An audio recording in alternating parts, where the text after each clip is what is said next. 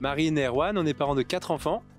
Gustave, notre aîné qui est porteur d'un handicap, Bosco, Zita et la petite Thaïs.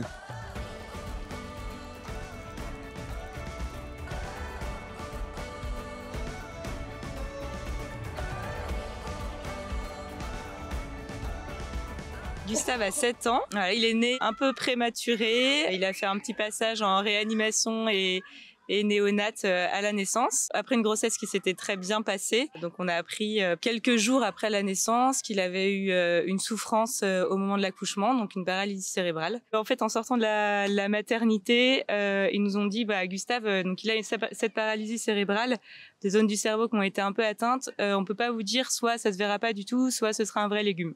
Donc en fait, on est sorti de la maternité avec ça.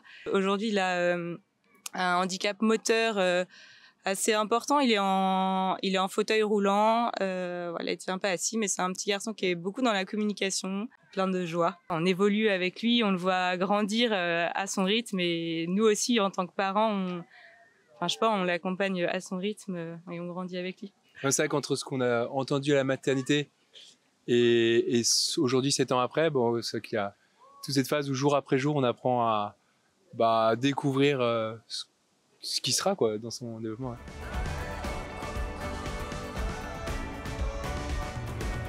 Je sais pas s'il est différent d'une autre maman. Alors déjà, c'est notre aîné, donc c'est vrai que en fait c'est lui qui nous a fait devenir parents. Donc sûrement qu'on a un peu plus, moi je dirais comme ça à premier mot, une charge physique parce que c'est un handicap moteur. Il a 7 ans, il commence à être grand, à peser un peu. Du coup, c'est sûrement un peu plus fatigant physiquement parce que je suis et Erwan aussi, ses jambes et ses bras. Il a aussi un emploi du temps de ministre, donc on suit aussi son emploi du temps entre ses rendez-vous de kiné, ses rendez-vous d'ergo. Sinon, son quotidien, je peux vous dire cette année, donc il était en inclusion scolaire, donc à l'école normale, en grande section. Donc je faisais les allers-retours 4 fois par jour à l'école avec le fauteuil roulant. Peut-être ce qui peut changer un peu, c'est que du coup là à l'école c'était compliqué de mettre en place la cantine ou par exemple le change, il est pas autonome au niveau des changes, donc voilà, je le récupère quand même à chaque déjeuner.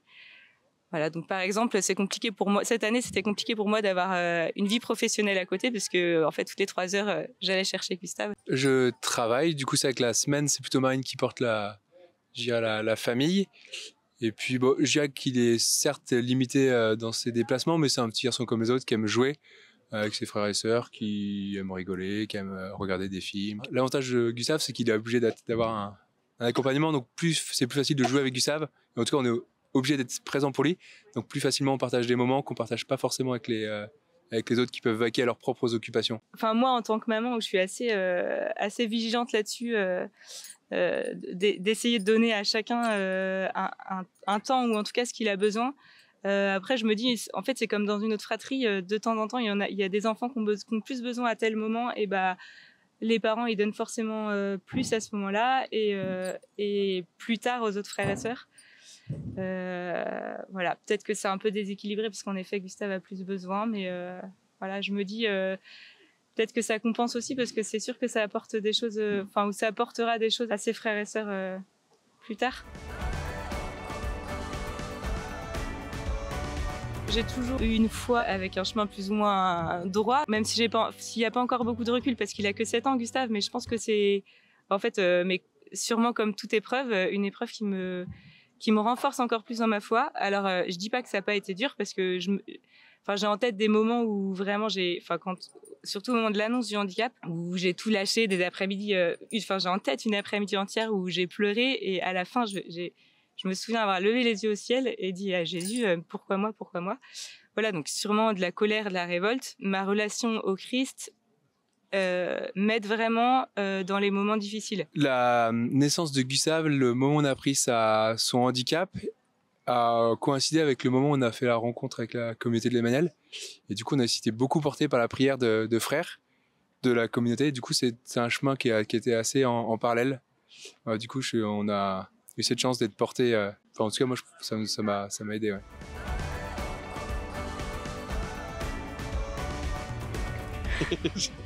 Si, beaucoup de choses. Après, c'est une question qui est difficile parce que parce que en fait c'est ni blanc ni noir. Ouais, il y a des jours où on se dit mais quelle grâce d'avoir ce petit garçon là pour nous, pour notre famille. Enfin, en fait enfin moi je le vois comme ça de temps en temps, c'est un peu notre guide quoi dans la famille. Voilà, et puis de temps en temps c'est dur. Donc voilà, il y a des hauts et des bas. Moi j'ai en tête ce que j'ai envie de partager, c'est surtout la persévérance en fait. Que je crois que c'est Saint Vincent de Paul qui disait que la grâce de la persévérance c'est la plus belle de toutes les grâces. Et voilà, quand je perds un peu, enfin quand je suis fatiguée ou que je me dis pourquoi moi, enfin pourquoi lui surtout et pourquoi nous. Voilà, c'est une petite phrase qui me fait du bien. Ouais, c'est une question qui est pas facile. C'est vrai que ça crée une vraie richesse. Je trouve la difficulté amène une richesse. C'est facile à dire, mais je trouve qu'il nous fait découvrir des choses qu'on n'aurait jamais découvertes et qui sont très belles. Par exemple, la session OCH à Paris qu'on n'aurait pas fait sans Gustave. Ouais, je pense que, enfin, c'est trop tôt. Peut-être que ça dépend des fois aussi. Moi, de temps en temps, j'ai du mal à l'entendre cette phrase. Tout est grâce. Je me dis bah oui, mais c'est quand même dur. On en voit quand même. Mais on en, oui. Quand même des belles, ouais. On en voit des belles déjà. Bon, déjà dans l'unité de la famille, je pense que ouais.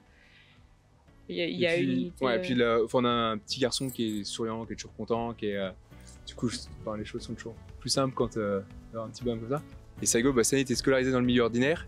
Et à la fin de l'année, tout le monde nous a dit, c'est un rayon de soleil, votre fils.